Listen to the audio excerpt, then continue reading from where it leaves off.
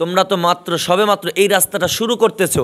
এই যে একটা বছর চলে গেল আমাদের মাঝখান থেকে, এই যে 24 সাল হাঁটি হাঁটি পা পা করে প্রায় শেষের দিকে, কিন্তু এই 24 সালের মধ্যে আমরা কি আমল করতে পারছি, 24 সাল থেকে আমরা কি শিখতে পারছি, এই 24 সালে আমাদের কি কোনো উপকৃত হয়েছে, নাকি শুধু গুনাহ করেই জীবনটা কাটায় দিছি, গুনাহ করেই শুধু আমাদের বছরটা শেষ করে দিলাম? একটু চিন্তার ভাবনা করার একটু সময় দেওয়া দরকার না? চিন্তার দরকার আছে না নাই? প্রত্যেকটা জিনিসই আমাদেরকে এভাবেই শিখতে হবে। সুখ আমাদেরকে কেউ এসে তোমার হাতে উঠে দিয়ে যাবে না, এটা তোমাকে খুঁজে নিতে হবে। মনে করো ছোট্ট একটা উদাহরণ দিয়ে তোমাদেরকে বোঝাই। সুখ তোমাকে কেউ হাতে উঠে দিয়ে যাবে না, এটা খুঁজে নিতে হবে। যেমন মনে করো শুধু নিজের জন্যই যদি তুমি সুখ খোঁজো, তাহলে তোমার জন্য এটা সুখীময় জীবন এবং দুনিয়াটা হতে পারে না। সুখ তোমার নিজের জন্য খুঁজবা, অপরের জন্য খুঁজবা, তাহলে উভয়ই সুখীমান হতে পারবা। ছোট্ট একটা উদাহরণ দিয়ে তোমাদেরকে বোঝাই। মনে করো যে এই যে আমাদের এখানে ছাত্র আছে 100, আমাদের পুরা বিভাগ মিলা ছাত্র আছে 150, পুরো মাদ্রাসা মিলা ছাত্র আছে 500।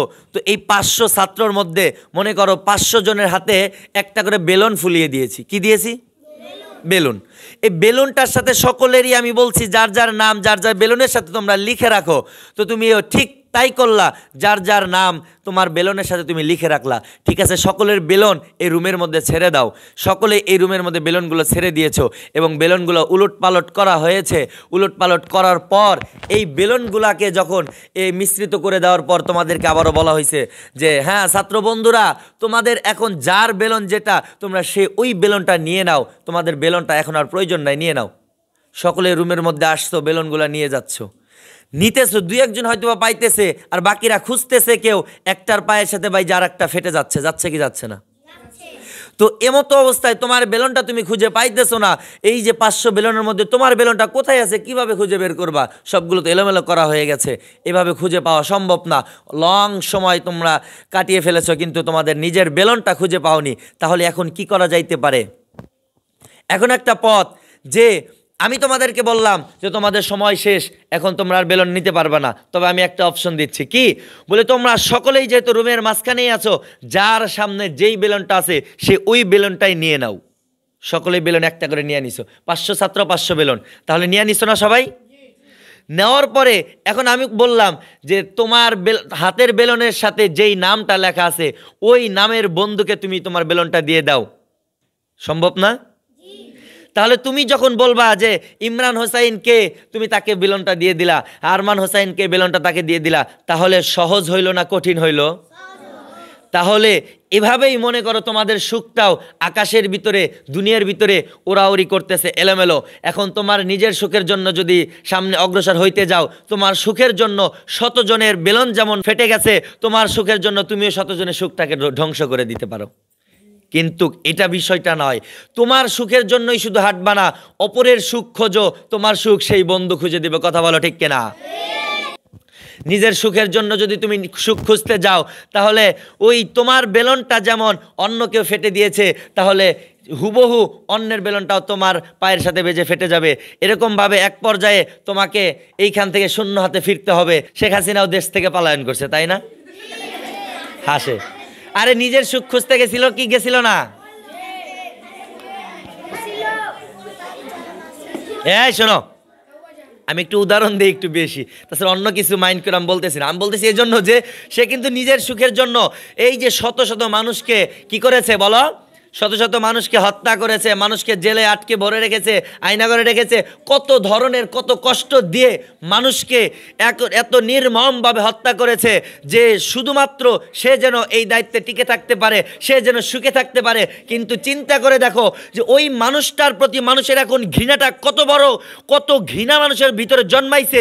মানুষ ওর নামটা শুনলেও থুতু ফেলে। এখন ওকে দেশের ভিতরে আসা তো দূরের কথা, কিন্তু যেই মানুষটা এই আল্লামা মামুনুল হক এরকম শত শত আলেমদেরকে যারা অপবাদ দিয়ে লাঞ্ছনা করে অপমানিত করে তারা জেলের ভিতরে ভরে রেখেছিল, সেই মানুষটা আজকে এই বাংলার জমিনে বুক ফুলে চলতেছে। কিন্তু চিন্তা করে দেখো আল্লামা মামুনুল হক এত অসুস্থ, যে অসুস্থতা হওয়ার কারণে আমি একটা ভিডিওতে দেখে আমার চোখের পানি আর ধরে রাখতে পারলাম না। বিষয়টা এটাই, শত শত শতাধিকের উপরেও যুবকরা কোনো বোনেরা, কোনো যুবতীরা, কোনো মা, কত মানুষ, মুরব্বী বলো, ছোট বাচ্চা বলো, ছাত্র বলো, স্কুল বলো, কলেজের বলো, সকলের একটাই কমেন্ট ছিল ভিডিওতে যে আল্লাহ তাআলা যেন ওনাকে সুস্থ করে দেয়, বিনিময়ে আমার কিডনিটাও আমি হুজুরকে দিয়ে দিব। শত মানুষের একটাই শুধু তার কথা একটাই যে আমার কিডনিটা দিয়ে দেই, কারণ আমি এক অমর যদি এই দুনিয়াতে বেঁচে না থাকি, আমার কোনো এই দুনিয়ার প্রতি কোনো ক্ষতি হবে না, আমার কোনো লস হবে না। কিন্তু আল্লামা মামুনুল হক উনার মতো একজন যোগ্য সম্পূর্ণ আলেম, যুগ সম্পূর্ণ এই যুগের প্রযোগী আলেম যদি এই দুনিয়া থেকে চলে যায় অসুস্থতার কারণে, তাহলে হয়তো বা এই যুগের অনেক বড় একটা ক্ষতি হয়ে যাবে। কথা বলো ঠিক কিনা? একটা মানুষকে তুমি সারাটা জীবন তো লাঞ্ছিত করেছো, অপমান করেছো, তাকে জেলে ভরে রেখেছো, কিন্তু শতাধিক, হাজারো, কোটি, লক্ষাধিক মানুষের মনে তুমি তার প্রতি ঘৃণা জন্মাইতে পারো নাই, বরঞ্চ ভালোবাসা জন্মাইছে। কিন্তু তুমি শত কাজ করেছো, মানুষের মধ্যে ভালো ব্যবহার করেছো, নাকি তুমি অনেক কিছু করেছো মানুষের সাথে সুনাম নেওয়ার জন্য, মানুষের ভালোবাসা পাওয়ার জন্য, কিন্তু অবশেষে তোমার গদে তুমিই পড়ে, তোমার মানুষ তোমাকে এখন খুঁজছে, তোমাকে মানুষ পাইলেই তোমাকে পায়ে পিছে তোমাকে মেরে ফেলবে। কথা বলো ঠিক কিনা? একটা কথা চিন্তা করে দেখো, নিজের সুখ সুখ নয়, নিজের সুখটাই যদি খুঁজতে যাও তাহলে ঠিক তেমনি ভাবে তোমাকেও কোনো এক সময় এরকম লাঞ্ছিত হতে হবে, অপমান হতে হবে, তোমাকেও দেশ ছেড়ে পালান করে অন্য দেশে চলে যেতে হবে। কথা বলো ঠিক কিনা? একটা জিনিস খুবই মন দিয়ে শোনো, এই যে আওয়ামী লীগ বলো আর বিএনপি বলো, আমি কোনো দল মনে করি না, কিন্তু আমি মনে করি যে আমরা ইসলাম ধর্মে আছি। আমাদের একটাই কথা, আল্লাহ বিরোধী কথা যারা বলবে তার বিরুদ্ধেই আমি কথা বলবো। কথা বলো ঠিক কিনা? নবীর বিরুদ্ধে যে কথা বলবে আমি তার বিরুদ্ধে কথা বলবো। কথা বলো ঠিক কিনা? একটা জিনিস আমি আজ পর্যন্ত মন প্রাণ দৃঢ় বিশ্বাস করে জানতে পেরেছি, এই দুনিয়ার বুকে একজন মানুষ সারা জীবন গাঞ্জা খেয়েও সেও মারা যাচ্ছে। কথা বলো ঠিক কিনা? একজন মানুষ ইসলামের জন্য মারা যাচ্ছে। কথা বলো ঠিক কিনা? একজন মানুষ সারা রাত তাহাজ্জুদ পড়ে, তাহাজ্জুদের জন্য, নামাজের জন্য, ইসলামের জন্য, এই ইসলামের সাথে যে যারা অটল আছে তারা এই ইসলামের উপর অটল থেকে জিহাদ যুদ্ধ করে তার জীবনটা বিলীন করে দিচ্ছে। কেউ এই দুনিয়াতে থেকে কোনো মেয়ের জন্য জীবনটা বিলীন করে দিয়ে দিচ্ছে, কেউ এই দুনিয়াতে থেকে তার সাগরেটের জন্য জীবনটা বিলীন করে দিয়ে দিচ্ছে, কেউ এই দুনিয়াতে বেঁচে থেকেই তার নেতার জন্য জীবনটা দিয়ে দিচ্ছে, কেউ এই দুনিয়াতে থেকেই কোনো পীরের জন্য জীবন দিয়ে দিচ্ছে, কেউ এই দুনিয়াতে থেকেই কারো স্ত্রীর জন্য জীবন দিয়ে দিচ্ছে, কেউ এই দুনিয়াতে থেকেই কারো মা বাবা, কারো আত্মীয় স্বজন, এমন কারোর জন্য জীবনটা দিয়ে দিচ্ছে। কিন্তু আমি মনে করি সকলের জীবনের চাইতে ওই ব্যক্তির জীবনটা সর্বোত্তম জীবন, যেই ব্যক্তি দুনিয়ার ভিতরে থেকে ইসলামের জন্য জীবন দিতে পারে। কথা বলো ঠিক কিনা? আমার আপনার জীবন তো আমি ওই জায়গায় দিব যদি আমার জীবনটা উত্তম হয়। কথা বলো। আমার আপনার জীবন তো একটাই জীবন, জীবন তো একটাই। কয়টা? আমি মরে গেলে শেষ, সেটা আমি ইসলামের পথে থেকে মরে গেলেও শেষ, সেটা ঘুমিয়ে কাটিয়েলেও শেষ, সেটা নামাজ পড়িয়া কাটাইয়া দিলেও শেষ, সেটা যদি আমি বেনামাজি হইয়াও কাটাইয়া দিই তাও শেষ। একটু চিন্তা করে দেখো বন্ধু, যে এই জীবন আমার তোমার মতো কত মানুষের জীবন চলে গেছে আর তারা কোনোদিন ফিরে আসে নাই। তুমি আমিও কোনোদিন ফিরে আসবো না, এটাই নিশ্চিত। আমি তুমিও কোনোদিন ফিরে আসবো না। কিন্তু তাহলে তোমার আমার জীবনটা কেন আমি এভাবে নষ্ট করে দিব? একটা জিনিস যুবকরা, তোমাদেরকে খুবই মন দিয়ে বলি, তোমাদেরকে আমি ভালোভাবে বলি যে একটু জিনিসটা চিন্তা করে দেখো, যদি তোমার জীবনটা এই যে মোবাইলে বাজে ভিডিও দেখে তুমি জীবনটা নষ্ট করে দাও, কোনো এক সময় তুমি মৃত্যুবরণ করবা। তুমি একটু বালিশের সাথে মাথাটা লাগাইয়া চিন্তা করে দেখো যে আজকে সারাদিন তুমি কতগুলো ভালো কাজ করছো, কতগুলো খারাপ কাজ করছো। এই জিনিসটা চিন্তা করে দেখো যে তুমি বালিশের সাথে মাথা লাগায় দেখবা যে এখন যদি তুমি মৃত্যুবরণ করো, তোমার হাতের মোবাইলটা কোনো একজন তোমার বন্ধু পাসওয়ার্ড জানে, তোমার মোবাইলটা সে চেক করে দেখবে তোমার মোবাইলের ভিতরে খারাপ ভিডিও, তোমার মোবাইলের ভিতরে অশ্লীল ভিডিও, তোমার মোবাইলের ভিতরে খারাপ পিকচার, তোমার মোবাইলের ভিতরে গান বাজনা। এই জিনিসগুলো যখন তোমার বন্ধু, তোমার আত্মীয় স্বজন চেক করবে, মৃত্যুবরণ করার পরেও, তোমার মৃত্যুর পরেও ওই বন্ধুদের মনের মধ্যে এমন একটা ধারণা চলে আসবে, ছি বন্ধু তুই এগুলা দেখতি, কি বলবে না? ছি বন্ধু তুই এতগুলো খারাপ কাজ তোর ফোনের ভিতরে সবসময় রাখতি। এই কথাগুলো যখন বলবে বন্ধু, তোমার জন্য এটা দোয়া আসলো না বদদোয়া চলে আসলো। চিন্তা করে দেখো, এভাবে মোবাইলের ভিডিও আর মোবাইলে খারাপ অশ্লীল কোনো কিছু দেখে সময় নষ্ট না করে আমরা আমাদের জীবনটাকে এমন একটা দিকে পর্যায়ে আমরা নিয়ে যাই যে আমাদের জীবনটা যেন কোনো একটা কাজে দেয়, আমাদের জীবনটা যেন ইসলামের জন্য হয়। কিয়ামতের ময়দানে মালিকের কাছে যেন বলতে পারি, মালিক আমি কিছু করতে পারি নাই, আমি কোনো ইবাদত করতে পারি নাই, কিন্তু আমি এই আমার জীবনটা তুমি যেই জীবনটা দিয়েছিলে সেই জীবনটা তোমার রাস্তায় কাটিয়ে দিয়েছি। কথা বলো ঠিক কিনা? কবি এই মালিকের শুকরিয়া আদায় করতে গিয়ে একটা কবি শের বলেছিল যে বিলিয়ে দিয়েছি জীবনটাকে, জীবন তো তারই দান, শুকর আদা হয় না যে তাই কাঁদে আমার প্রাণ। ওই কবি এটাই বুঝাইতে চাইতেছে যে বিলিয়ে দিয়েছি জীবনটাকে, জীবনটা তারই দান, শুকর আদা হয় না যে তাই কাঁদে আমার প্রাণ। যে জীবনটা তো তার জীবন, আমি তার রাস্তায় ব্যয় করতে আমার কোনো আপত্তি আছে? আমার কোনো সংকোচবোধ আছে? আমার মনের মধ্যে কোনো অনিচ্ছা আছে?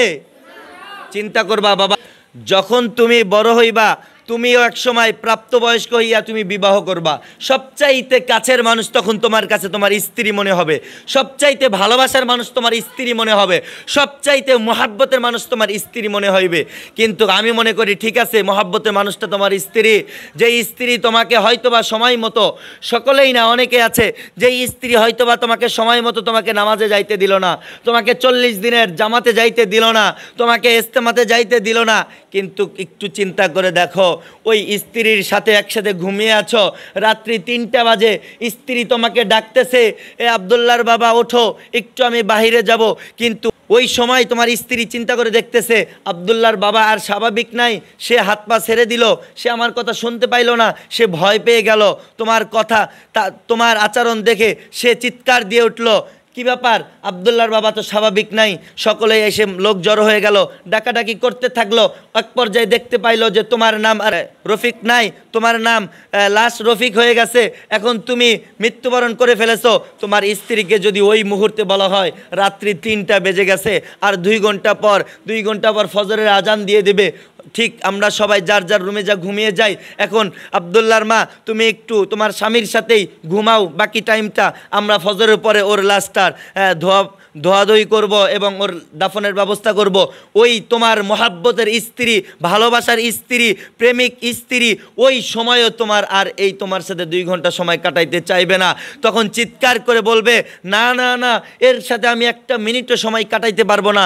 তোমার কিন্তু কোনো পরিবর্তন হয় নাই, জাস্ট তোমার ভিতর থেকে শুধু রূহ নামক এই শব্দটা আর নাই, সেটা লাস্ট হয়ে গেছে, তুমি এখন আর কথা বলতে পারতেছো না।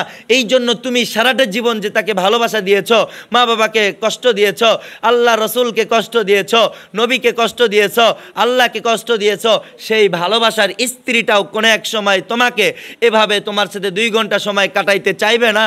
চিন্তা করে দেখো, ওই সময় তোমাকে ঘর থেকে তাড়াতাড়ি বের করে দেওয়ার চিন্তা করবে। 2 জন ব্যক্তি কাপড়ের জন্য চলে যাবে, 2 জন ব্যক্তি গরম পানির জন্য চলে যাবে, 2 জন ব্যক্তি বাঁশ কাটার জন্য চলে যাবে, 2 জন ব্যক্তি কবর খোঁড়ার জন্য চলে যাবে।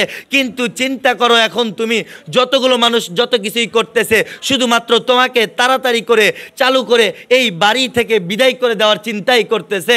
তোমার স্ত্রী তোমার সাথে আর থাকতে চাইলো না, তোমার স্ত্রীও তোমার সাথে আর ঘুমাইবে না। সেই স্ত্রীর জন্য আমাদের জীবনটা এত নষ্ট করে দিচ্ছি, কোনো সমস্যা নাই, কিন্তু সেই স্ত্রী যদি অবশেষে দিনদার স্ত্রী না হয়, তাহলে সেই দিনদার স্ত্রী না হইলে যদি তোমার জন্য এই জীবনটা, দিনদার জীবনটাকে নষ্ট করে দেওয়া যাবে না। এই জন্য আমাদের চিন্তা করতে হবে যে সেই ভালোবাসার স্ত্রীও যদি তোমার কথা না শোনে, তাহলে তুমি আমি তার কথা শুনে কেন আল্লাহ তাআলার ইবাদত বন্ধ করব? তুমি আমি তার কথা শুনে কেন আমরা জামাতে ইস্তেমায় যাওয়া বন্ধ করব? তার কথা শুনে কেন আমাদের জীবনটা নষ্ট করে দিব? আরও কথা বলো যে এই লাশটা তোমার এখন যখন ঘর থেকে বের করে দিছে, ঘর থেকে বের করার পরে যখন ধোয়ার জন্য নিয়ে যাচ্ছে, ধোয়ার জন্য নিয়ে যাওয়ার জন্য তোমার জন্য সুন্দর একটা বালিশ দিয়ে দিল, তোমার মাথার নিচে যেই বালিশটা তার মাথার নিচে দাও, যদি ব্যথা পাবে। কিন্তু তোমার স্ত্রী তখন বলবে, তোমার অন্য কোনো আত্মীয় স্বজন বলবে যে উনি তো মারা গেছে, দেখছে সুন্দর বালিশটা পানিতে ভিজে নষ্ট হয়ে যাবে, এই বালিশটা ওনার মাথার নিচে না দিয়ে একটা পুরান কাপড়ের পোটলা বানায় ওনার মাথার নিচে দিয়ে ধোয়ার কাজটা শেষ করে ফেলো। এই যে চিন্তা করো, তুমি লক্ষ কোটি দিকের বেশি তুমি টাকা ইনকাম করেছো, কিন্তু তোমার মৃত্যুর পর তোমার জন্য 200 থেকে 250 টাকা দামের বালিশের মূল্যও তোমার জীবনের দেওয়া হলো না। তোমাকে সুন্দর আর ওই গালিচা যেই কাপড়টা তুমি বিছানাতেও পারতে না, যেই কাপড়টা তুমি সর্বদাই ফেলে রাখতে, ওই কাপড়টাই পোটলা বানায় তোমার মাথার নিচে দিয়ে তোমাকে ধোয়া পাগলা করে তোমাকে দাফনের ব্যবস্থা করা হবে। তোমার কাফনের কাপড় তোমার জন্য 1000 টাকা গছের কাপড় দেবে না, তোমাকে সর্বাধিক 2 থেকে 250-300 টাকা দামের গছের কাপড় তোমাকে দিয়ে তোমাকে বিদায় করে দেবে। চিন্তা করে দেখো বন্ধু, এই জীবনটা শুধু এভাবেই নষ্ট করা যাবে না। এই জীবনটা এমন এক জায়গায় নষ্ট করে দাও, যেই জায়গায় নষ্ট করলে তোমার জীবনটা যেন, তোমার একটা জীবনের জন্য শত মানুষের জীবনটা যেন আলোকিত হইতে পারে, তোমার একটা জীবনের জন্য আমার ইসলামটা যেন টিকে থাকতে পারে, তোমার একটা জীবনের জন্য আমার নবীজির মান সম্মান যেন টিকে থাকতে পারে, তোমার একটা জীবনের জন্য আল্লাহর কোরআন যেন কিয়ামতের আগ পর্যন্ত দুনিয়াতে টিকে থাকতে পারে, তোমার একটা জীবনের জন্য আমার নবীর ভালোবাসা যেন সকলের মধ্যে প্রফুল্ল এবং সকলের মধ্যে ছড়িয়ে পড়তে পারে, তোমার একটা জীবনের জন্য যেন আমরা সারা জীবন বুক ফুলে বলতে পারি আমার আপনার মতো মানুষ, হাজারো মানুষ রয়েছে, হাজারো যুবক রয়েছে, হাজারো কলেজের বন্ধু রয়েছে, হাজারো মাদ্রাসার ছাত্র রয়েছে, যারা এক নবীর জন্য, আল্লাহর কোরআনের জন্য শত শত জীবন, যদি আমাদের ইসলামটা টিকায় রাখার জন্য আমাদের যুবকদের শতাধিকেরও বেশি জীবন চলে যায়, তবুও আমরা সকলে প্রস্তুত আছি তো ইনশাআল্লাহ?